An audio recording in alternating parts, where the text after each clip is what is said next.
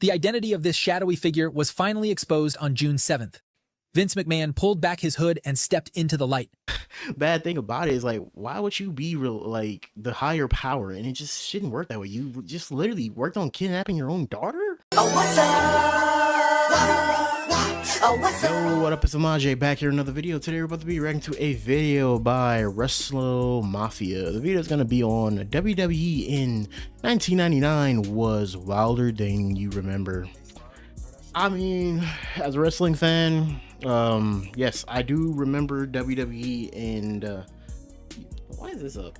I do remember WWE in 1999 as a wrestling fan over the years, because I've seen a lot of matches and I've seen a ton of information behind the scenes, not just from these videos in particular. I mean, I know that 1999 might attract the older dudes in the older generation right now. Oh, what do you know about Stone Cold? What do you know about The Rock? I know a lot about them. I'm a wrestling fan, bro. But I may have not been born in that particular year, but I was born in 2000. Yeah, I'm telling you right there. And honestly, yeah, I know a lot about it. I know from stuff from the Brood. I know stuff from like all the underrated ass wrestlers that were in there. You know, Val Venus, which the name sounds like P. That's why it was the Attitude Era. But the Attitude Era had like a ton of great feuds, like McMahon versus Stone Cold, you know, DX versus the Hart Foundation. It was just a lot of great shit back in there. They were wild on this. They were wild on the script always, because like, I think at the time, like, it was like TV 14 or whatever the rating was back then. Not like WWE right now. Let's just say that. But and no further notice, let's just get into the video. Don't forget to leave a like and subscribe if you've been enjoying the wrestling videos, me reacting to it, and let's get it. A year where Mick Foley finally got his moment, and the whole world switched channels to see it. When wrestling's most powerful family tore itself apart on national television. When The Rock went from a corporate puppet to the hottest act on TV. When Chris Jericho made his iconic debut. When Stone Cold Steve Austin was the most popular man on the planet. When SmackDown was born. And when, on a spring night in Kansas City, the entire industry stopped and grieved together.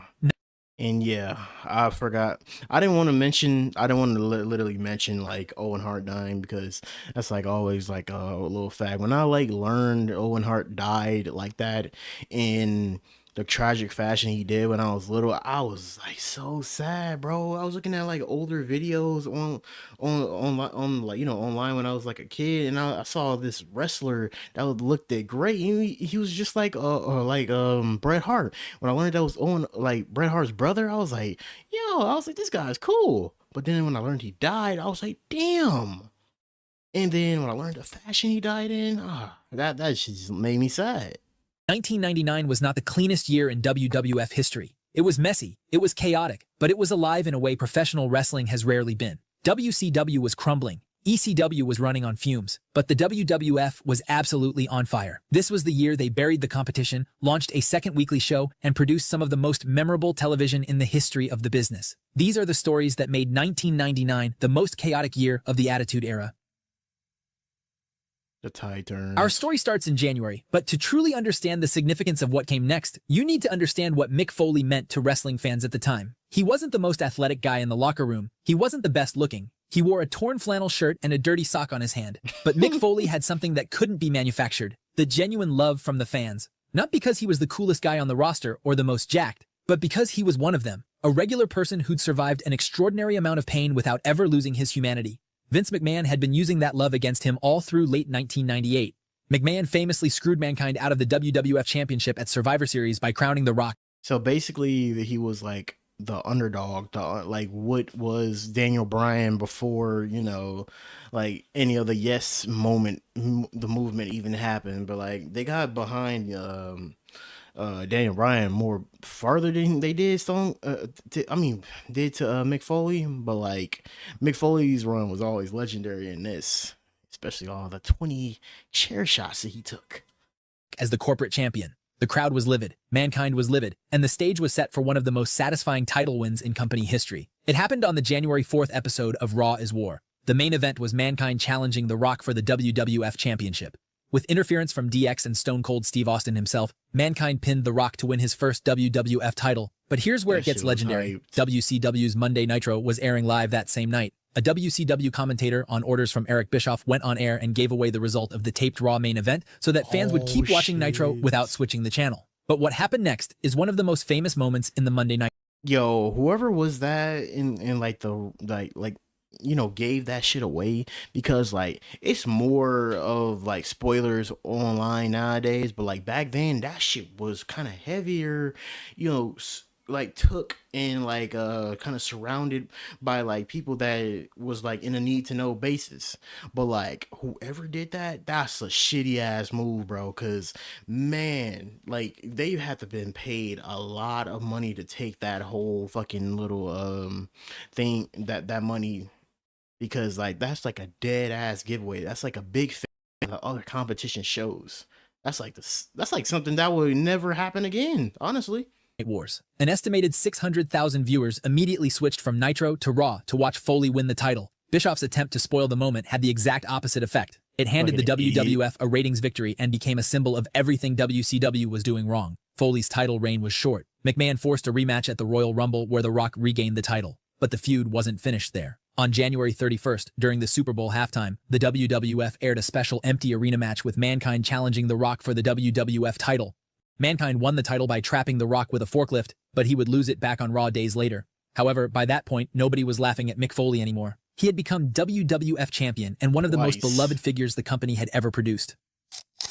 I mean, that's cool that he became like the WWE champion, but like I feel like this is like parallel with what's going on with like Sami Zayn right now. Come on, like the underdog finally got to the top and y'all just snatched that shit away from bro quick as hell, bro. And yeah, I forgot to mention I got the Stone Cold Steve Austin shirt on.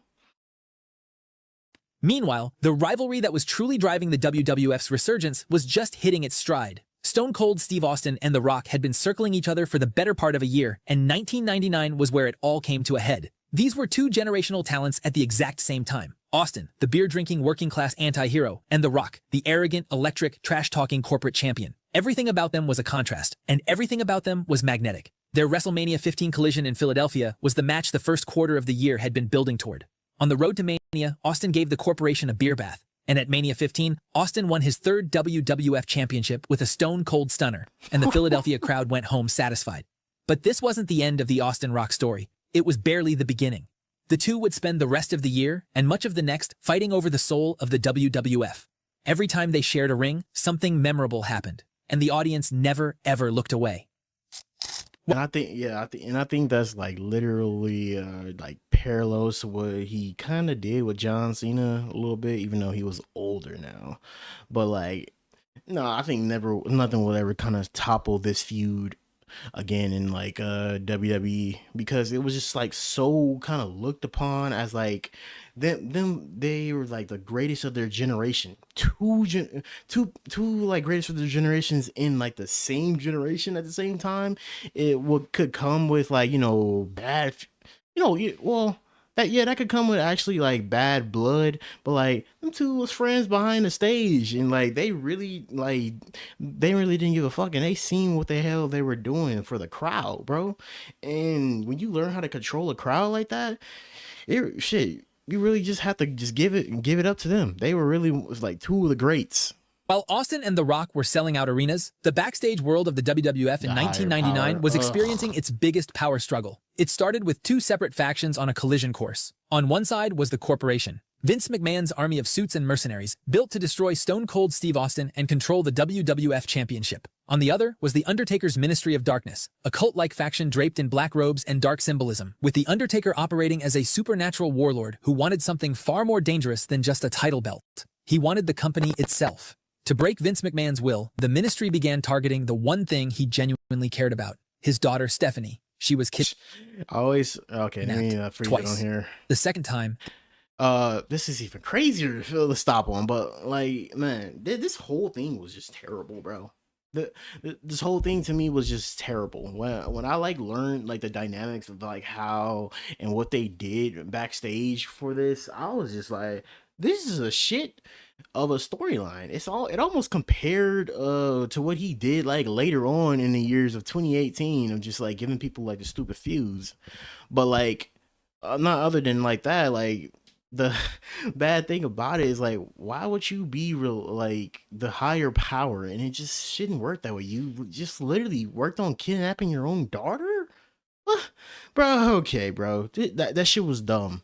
And then, honestly, at the same time, I guess, you know, the little huge story backstage for all you people who do not know, they didn't want to reveal the higher power as like Christopher Daniels, you know, from TNA. He was like the fallen angel, and like they're about to bring him in as the fallen angel, not the fallen angel gimmick, but like as a leader. But you know, Vince seen his size, and you know what happened there. The Undertaker tied her to his symbol in the ring and attempted to marry her in one of the most genuinely disturbing segments the Attitude Era ever produced. It was Steve Austin, of all people, who crashed through the arena to save her. For one brief, strange week, Austin and McMahon were almost allies. However, that alliance didn't last. On April 29th, the pilot episode of a new show called SmackDown, Shane McMahon dropped the bombshell. He announced that the corporation and the Ministry of Darkness had merged into a single faction, the Corporate Ministry. It was the most powerful stable the WWF had ever assembled, and Shane, not Vince, was running it. He had quietly been consolidating power for months, eventually kicking his own father out of the corporation and telling him the old man he respected was gone. The Corporate Ministry's first act was to book a WWF Championship match at Over the Edge, Austin versus The Undertaker, with Shane as the referee. Yep, this was the show, bro. This was the show that Owen Hart died at. This was the show that like Vince McMahon really just like showed his true colors as like a ruthless businessman. I mean, like I say, I get like sometimes I know a show will have to go on, but like to put business in front of a whole talent, you know, talent's life that was like kind of like, you know, not taken that night, but like it was a tragedy. He died that night, and this really kind of like left a sour taste in people's mouth for years. I mean, I know you can say Vince McMahon is just legendary or whatever, and try to cut out all the things he did throughout the years, but like this is when I kind of like when I learned about this, it was just kind of like this was like kind of a real dick move, bro. And like I get how Martha Hart feels about this shit. Commissioner Shawn Michaels countered by forcing Vince to serve as co-referee to keep it honest, but it didn't matter. Shane fast counted a pin, and The Undertaker walked out as WWF champion. The McMahon family civil war was in full swing, but then came the reveal. For weeks, the corporate ministry had been referencing a mysterious Austin. higher power, someone even The Undertaker answered to. The identity of this shadowy figure was finally exposed on June 7th. Vince McMahon pulled back his hood and stepped into the light. The whole thing, the ministry, the kidnappings, the merger, had been his scheme from the beginning. Every bit of it designed to destroy Stone Cold Steve Austin once and for all. The crowd booed, Vince cackled, and Austin, standing in the ring, finally understood the full scope of what he was up against. The stable would quietly dissolve by August, but its legacy defined the first half of 1999. However, as the ministry faded into the background, a new power-hungry tyrant was stepping up to the main event, and it was time to play the game. The rise of Triple H. For most of 1998 and early 1999, Triple H was the second most important man in DX. He was talented, ruthless, undeniably good in the ring, but always one step behind the main event. Shawn Michaels was the leader. Austin was the top babyface. The Rock was McMahon's chosen champion.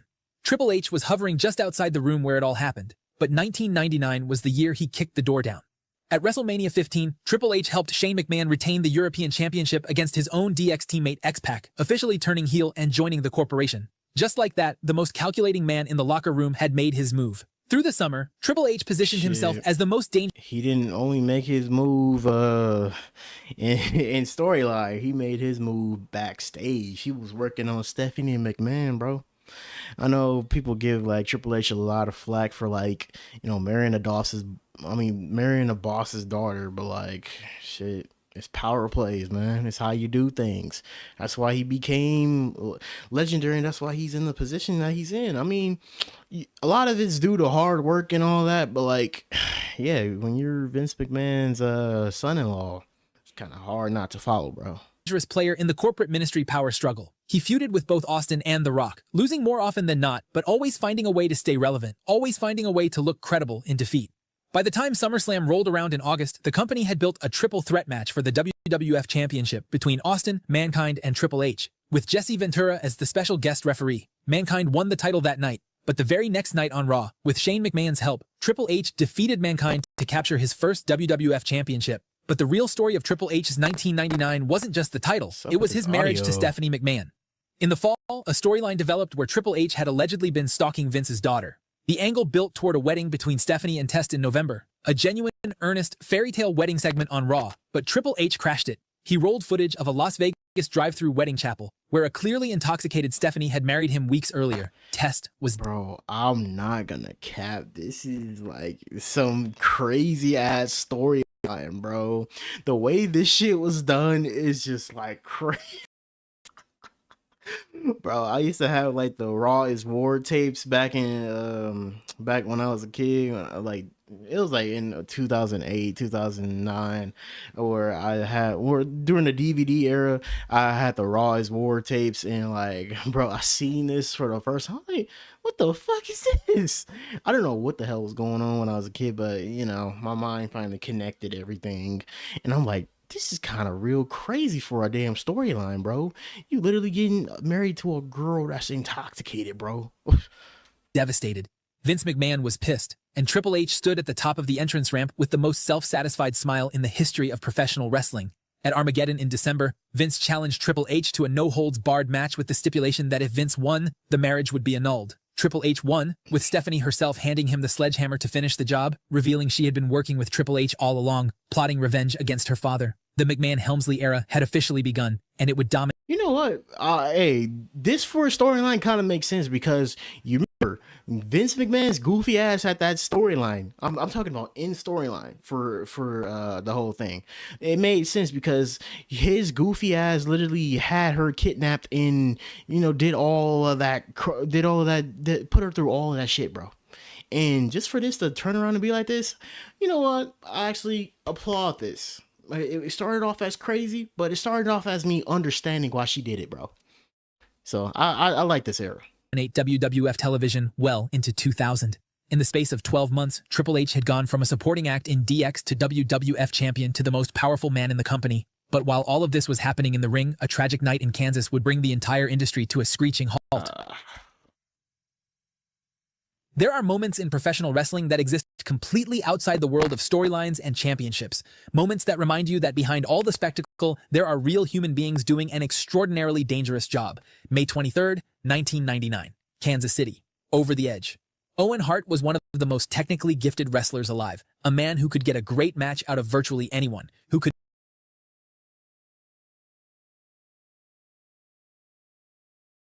or the audio, bruh. But yeah, I honestly see why he was like the real talent that he is, bro. You go back and see some of his old matches and you realize not just because like he was in the he was part of the Hart Foundation, he carved out his own type of like legacy, like not even being attached to like the Hart name, bro. That match versus him and Bret Hart was just like the topping on the cake that kind of showed his talent.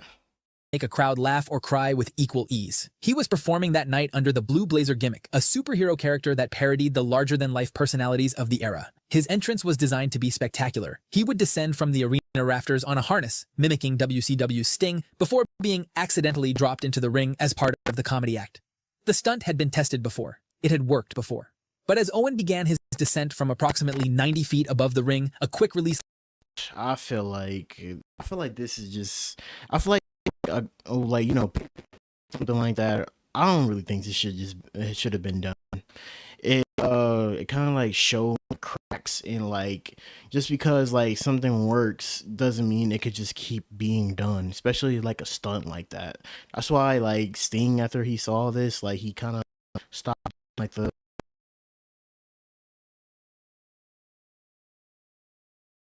latch on his safety harness disengaged prematurely. He fell, and his chest struck one of the ring's padded turnbuckles on impact. Paramedics rushed to him immediately. The television feed had been showing a pre-recorded promo package when it happened, and when the cameras returned live, they quickly cut away. Most people watching at home didn't see it, but everyone in that arena did. Owen Oh Hart my was rushed to God. the hospital. He was pronounced dead on arrival. The WWF made the decision to continue the show. It is a decision that has been debated and That's condemned ever crazy, since. bro. The Hart family in particular never forgave it. The fans in the arena weren't told what had happened. Jim Ross had to deliver the news to the television audience mid-broadcast, his voice barely holding together. Wrestlers were visibly shaken. The matches that followed felt like they were happening in a different universe.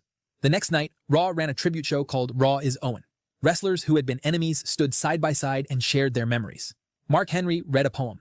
Jeff Jarrett, Owen's tag team partner and close friend, spoke through tears. At the end of the broadcast, Steve Austin walked to the ring alone, cracked open 2 cans of beer, drank one, and raised the other toward the Titantron where Owen's photograph was displayed. Professional wrestling lost one of its finest that night in Kansas City. Owen Hart deserved better, a longer career, a bigger spotlight, and an ending that had nothing to do with a stunt gone wrong. His absence left a heart-shaped hole in the industry that was never properly filled, and for one brief, quiet night, the entire WWF stopped performing and simply grieved. Even Yeah, man. I mean, following this is just like kind of just an annoying ass thing. I mean, I know that tribute show was great, but I just still just focus on they just kept the show going. I really wish they didn't. But man, in the middle of all the chaos and tragedy, 1999 was quietly laying the foundation for the next era of WWF programming. And nowhere was that more visible than on August 9th, when a countdown clock appeared on the Raw is War screen and a voice started echoing through the arena. Chris Jericho's WWF debut is one of the most electric moments of the entire Attitude Era. He walked out mid-rock promo, interrupting the most electrifying man in sports entertainment at the absolute height of his powers, and held his own from the very first sentence. The crowd didn't know whether to cheer or sit in stunned silence. I'm not gonna lie, if you kind of hint at like kind of like The Rock kind of still, got the advantage with that promo. He kind of just like put him in the dirt a little bit with the promo. Chris Jericho kind of held his own, but like I think therefore he kind of learned what The Rock was about, my nigga. Because The Rock was a like once a generational talent at talking, bro. And nigga, he went crazy. Jericho had arrived from WCW carrying a reputation as one of the best in the world, and within 60 seconds of stepping on a WWF stage, he proved every word of it. Also debuting that year was Kurt Angle, an Olympic gold medalist turned professional wrestler who showed up on Raw in November with intensity, integrity, and intelligence. Within months, it would become clear the WWF had accidentally stumbled onto one of the greatest in-ring performers they would ever sign. And then there was SmackDown. Launched on UPN on April 29th as a Thursday night show, it became the second pillar of WWF's weekly television empire. It gave the company 5 hours of primetime programming every week, doubled the space for storytelling, and within a year became the preferred show for in-ring quality. Meanwhile, WCW was disintegrating in real time. Eric Bischoff was fired in September. Vince Russo, the man largely responsible for writing the WWF's Attitude Era, jumped ship to WCW in October, attempting to transplant the same chaotic energy that had worked in the WWF, but failed spectacularly. Many fans... Bro, people talk about like Eric ruining the damn like company. This nigga Vince Russo, you read of what type of shit they went through, and you seen the type of videos, like type of crap he put them fools through. Holy man, no wonder why that whole company just went.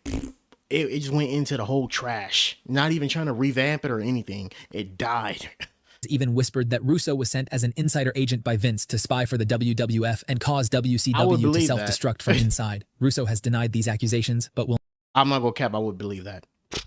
We'll never know the actual truth. By December 1999, the Monday Night Wars had a clear winner. The WWF hadn't just survived, it had thrived, innovated, and dominated the fight entirely. It had taken the blueprint of 1997 and 1998 and pushed it to its absolute limit. It had built Austin, The Rock, Triple H, Mankind, and Undertaker into legitimate cultural icons. It had launched a new television show, broken pay-per-view records, and done it all in the middle of the most competitive period. That's rare because, like, people, they really struggle to do that nowadays. They can't really, like, make stars anymore. I mean, some of it's kind of going right now. I was about to say they can't make stars anymore, but then, like, I see with the they're doing with Obafemi, you know, somewhat Braun Breaker. But yeah, hopefully they can get back to that star making thing, bro. And yeah, this was a really good year, honestly, for everything. They won the wars, most importantly, and I couldn't actually, you know, go on a hold of believing that they sent like Bro as like an agent because of how bad the booking was in WCW. Like I said, go search that video up and react to it. Go just because, oh my God, it's talked about throughout the years for reasons. But yeah, this was a great year for Triple H, Undertaker, and The Rock and Stone Cold, because yeah, they really cemented their whole legacy. And I really mess with it. I like this video. Don't forget to take a look at Wrestle Mafia's original video in the description. And I will be out. Leave a like and subscribe. We are on the road to 850. Catch you guys in the next video. He was the best guy around. What about the people he murdered? What murder?